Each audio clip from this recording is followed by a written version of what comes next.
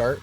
I got a 2000 Ford F350 7.3 PowerStroke. It has, I don't know if you can see how many miles that is. Almost 400,000 original miles. Only thing ever been done was glow plugs and routine maintenance. Let's cold start this puppy, and you can see it's cold. If I turn this on, oh, windows are frozen, so that ain't gonna start. So let's cycle it, wait to start, and cycle it twice.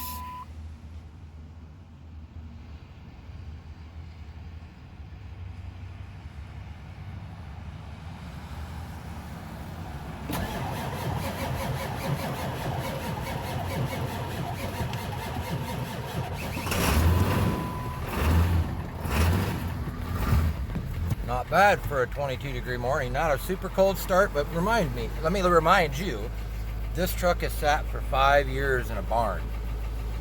Plugged into an engine heater and plugged into a battery maintainer, but no maintenance, old fuel. I put 11 gallons in last night, had almost three-quarters of a tank, but I put 11